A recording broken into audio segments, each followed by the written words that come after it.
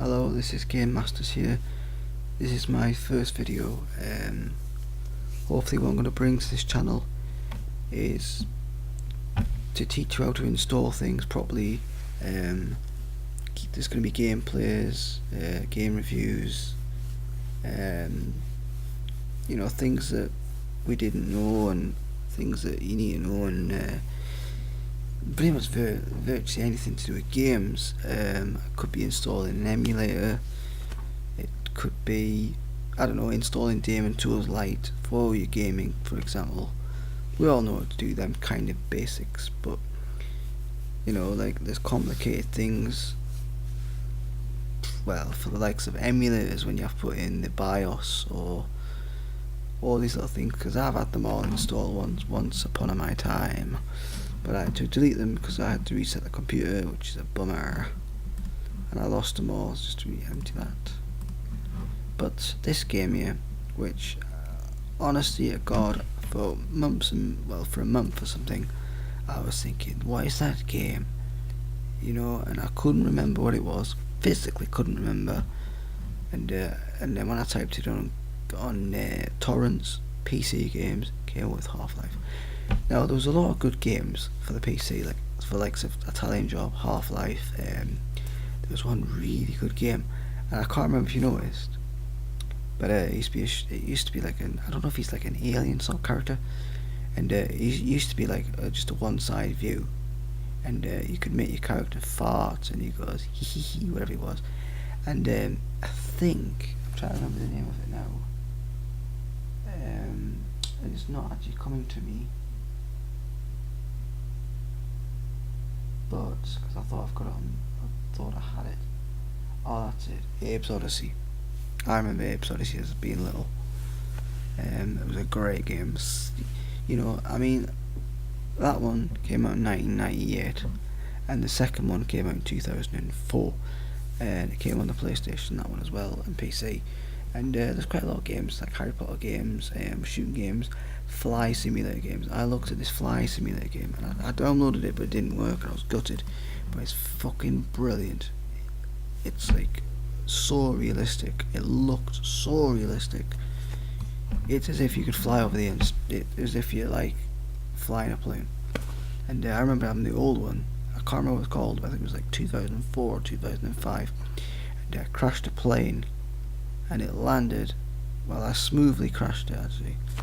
It landed, and it took me ages to get it started again, but it was hilarious because one of the wings had fallen off, and I managed to fly it, and it was flying in like a really funny way, and then I span and crashed straight into the water, and it was like so realistic. It was like beep, beep, beep, beep, beep.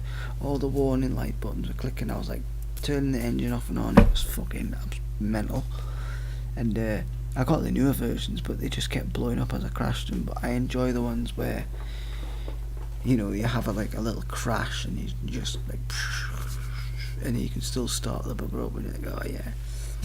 Little things like that can really go a long way with games and stuff. And this is why I want to revisit the past, because you often forget how good the game is, or you forget what it's called, but you remember it in your head, and you think, oh damn. It's like, what was it? Oh, you were in this castle. You're going from door to door, and every door was like a different mission or a different level. And then you think you can't remember, and then you're like, PC games like, Mario, Super Mario, that was it. On Nintendo 64, that was it. And then that comes to you. And this is why I want to make a video of these, because you often forget, and then when you see it, you think, oh, get in. It's like music.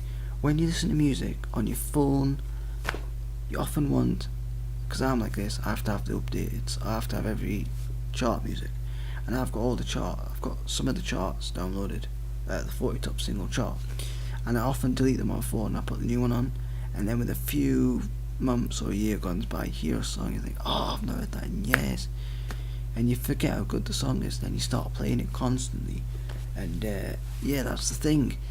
And it's like with games, you've got to keep them basically, and that's why it's good about these computers now.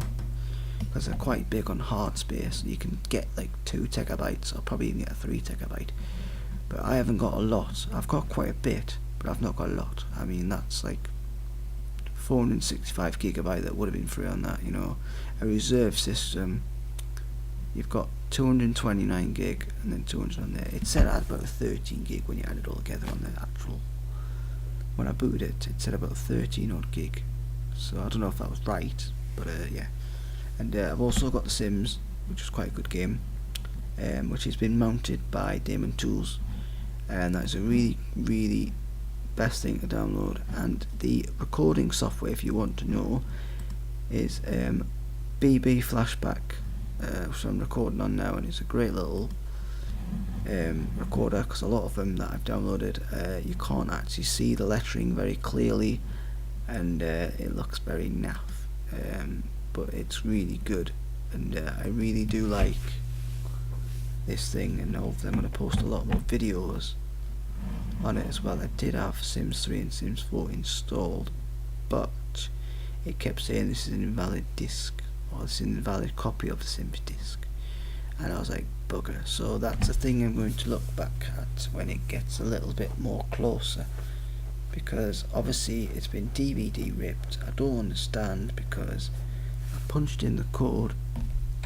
the serial code in, and it still said an invalid copy of Sims, but it doesn't say that on the first one. But I might try and get Sims 2 and then work my way up to Sims 3, then Sims 4, but by then I get Sims 4. Hopefully by then I'll be able to download it. But yeah, hope you like my video. Thank you for watching, and add, subscribe, like and comment. Cheers, bye.